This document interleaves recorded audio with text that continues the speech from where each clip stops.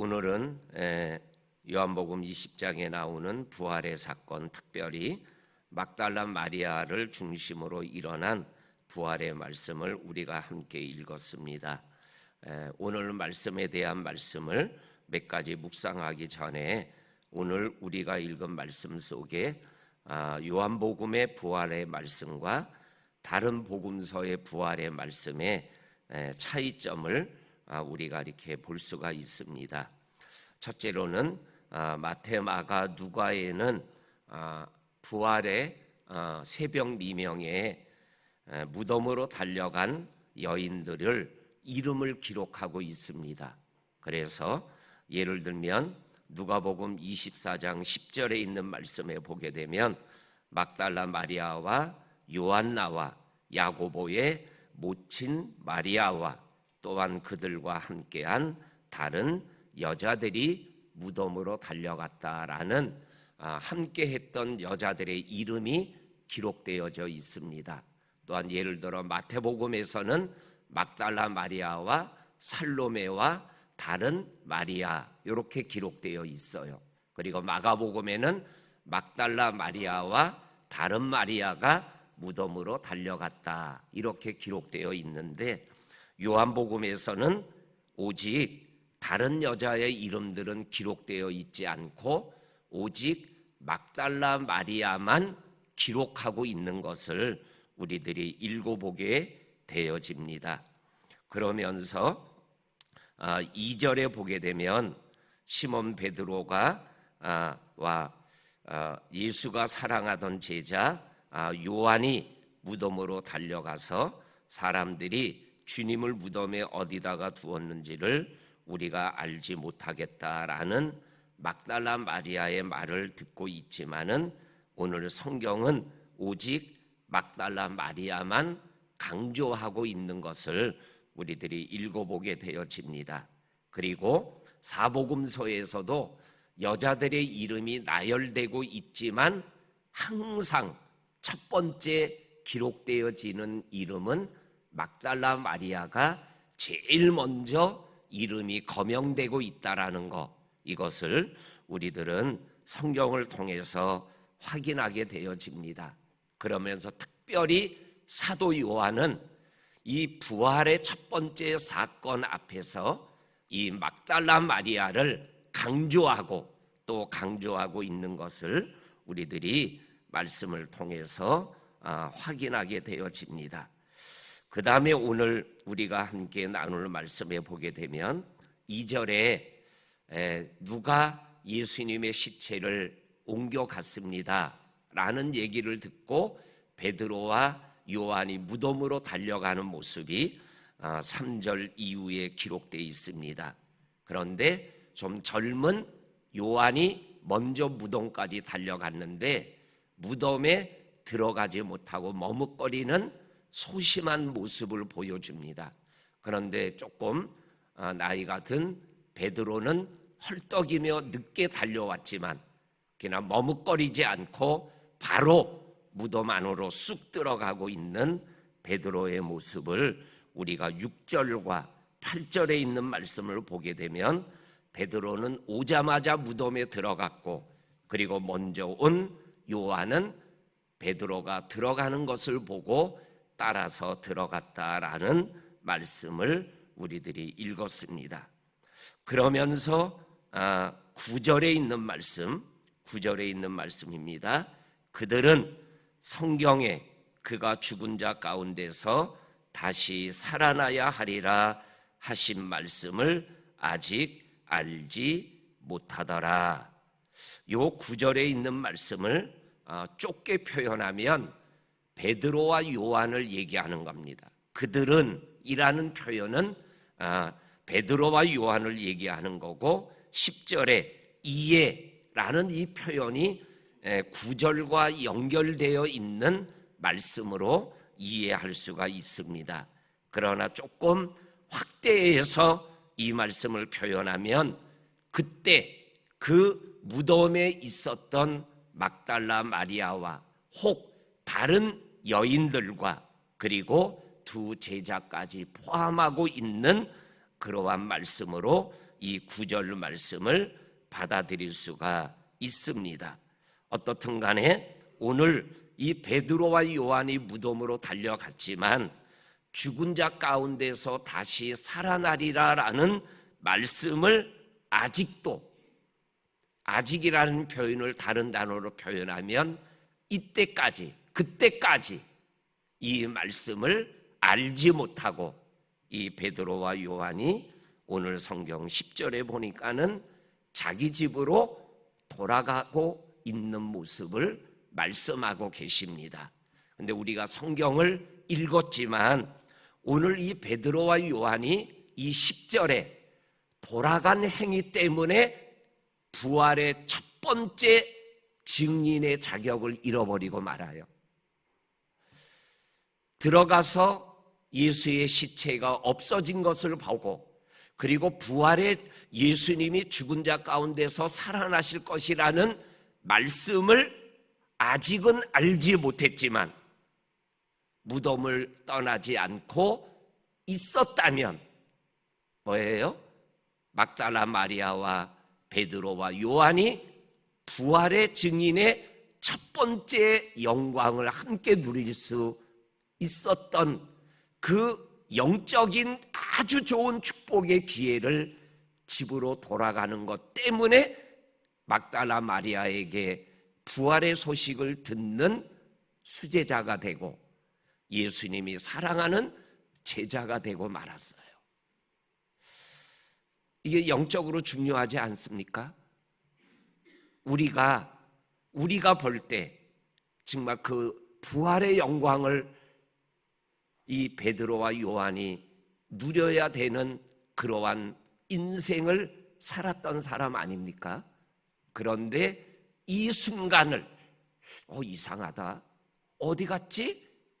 그리고 집으로 돌아가는 요 걸음 때문에 부활의 예수님을 첫 번째 만나고 첫 번째로 전하는 이 특별한 은혜와 축복을 막달라 마리아에게 빼앗겼다라는 말은 좀 지나치고 넘겨줄 수밖에 없는 아쉬운 그러한 행동의 모습이 바로 10절에 나오는 말씀입니다. 어쩌면 우리들에게도 이러한 실수가 인생길 속에서 있을 수 있죠. 사도행전 1장에서도 이러한 말씀이 나오잖아요. 예루살렘을 떠나지 말고 내가 너희에게 말씀한 것이 너희에게 임할 때까지 떠나지 말아라. 그런데 모인 사람이 몇 명이에요? 120명이라 그랬어요. 그런데 부활장인 15장에 있는 말씀을 쭉 읽어보게 되면 부활의 주님이 사람들에게 나타났는데 마지막에는 500명의 성도들에게 부활의 주님이 나타나셨다 그랬어요.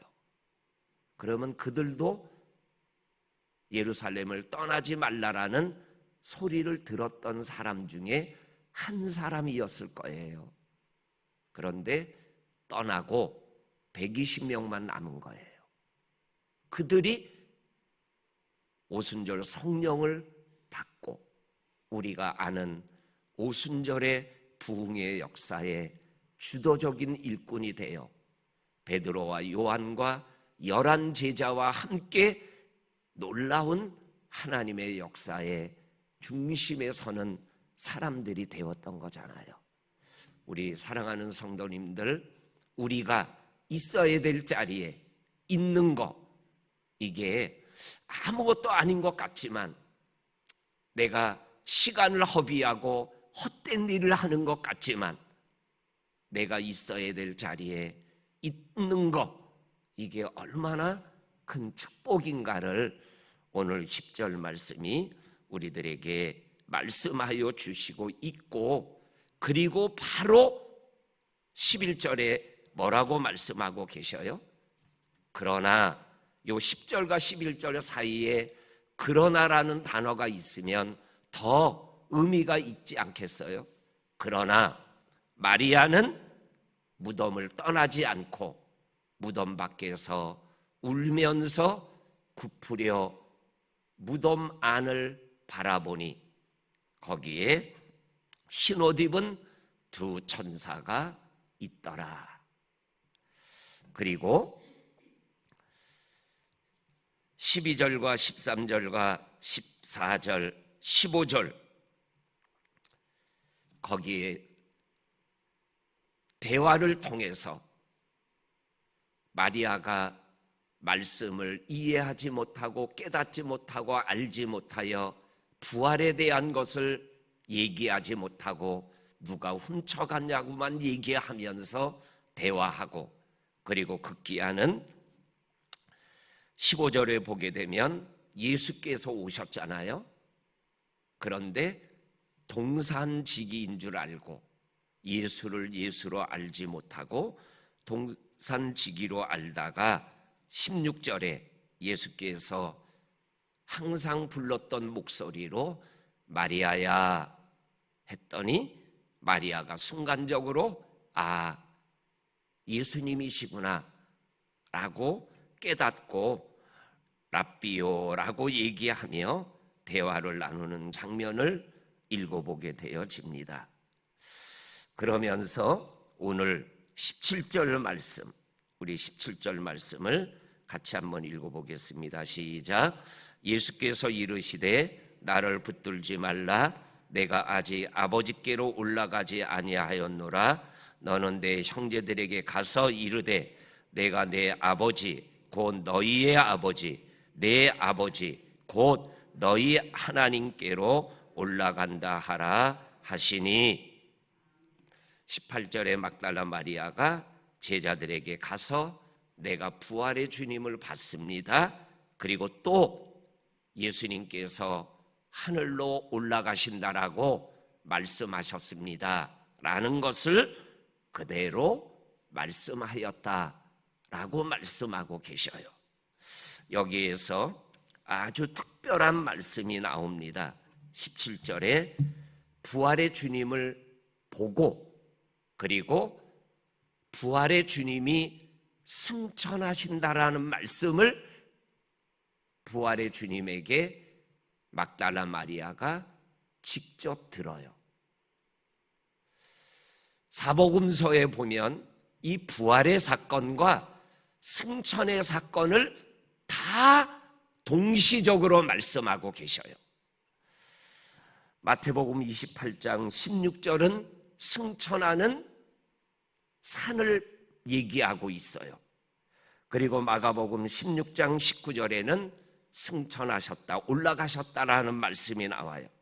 누가복음 24장 51절에는 사람들을 축복하고 올라가셨다라는 말씀이 나와요. 그리고 오늘 우리가 읽은 말씀에도 올라간다라는 말씀이 나와요. 그런데 다른 게 있어요. 그게 뭐냐면 다른 복음서는 마태, 마가, 누가는 모든 사람들 앞에서 승천에 대한 얘기를 예수님, 부활 예수님이 하셔요. 그런데 오늘 말씀에서는 막달라 마리아에게 얘기하고 막달라 마리아가 그 부활과 승천의 얘기를 3년 동안 따라다녔던 제자들에게 하고 있다라는 거예요. 그러니까는 오늘 사도 요한이 막달라 마리아만 언급하며 말씀하고 있는 말씀 속에 중요한 의미는 부활의 주님이 승천의 얘기를 막달라 마리아를 통해서 나에게 얘기해 줬다.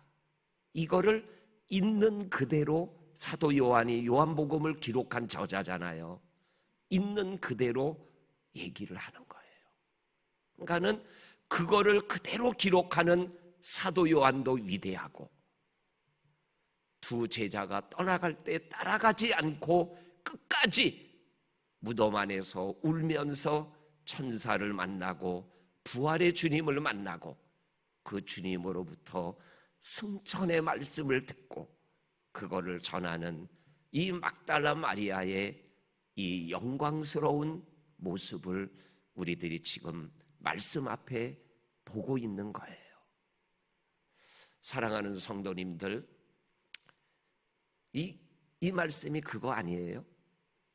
저 사람이 목사냐, 장로냐, 교회를 몇 년 다녔느냐, 몇 대째 예수를 믿느냐, 이게 예수님에게는 그렇게 중요한 게 아니더라고요. 막달라 마리아, 귀신 들렸던 여자, 그 여자가 예수를 온전히 믿으니까 3년 동안 생명 걸고 자기 모든 것들을 내려놓고 따라갔던 베드로와 요한도 누리지 못하는 이 영적인 축복을 이 막달라 마리아가 누리는 거예요. 우리 사랑하는 성도님들, 혹 집안에서 나 혼자 믿는다, 내 모습이 이런 거에 너무 믿음을 약화시키지 마세요. 하나님은 정말 우리의 중심을 보시는 거예요. 그 마음을 오늘 이 막달라 마리아만 얘기하는 사도 요한의 말씀 앞에서 내 말씀으로 받고 믿음의 여정을 더 자신 있게 믿음길을 걸어가는 우리 모두가 될 수 있기를 주의 이름으로 간절히 축원합니다. 아멘. 하나님 감사합니다.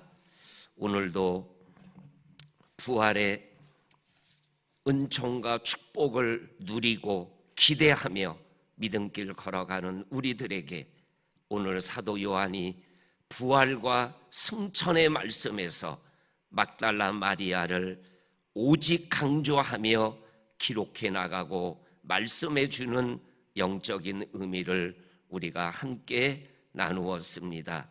하나님 앞에서 정말로 예수 사랑, 예수를 붙잡는 이 믿음의 길을 막달라 마리아처럼 걸어가고 달려가는 저와 성도님들이 되게 하여 주옵소서. 예수님 이름으로 기도하옵나이다. 아멘.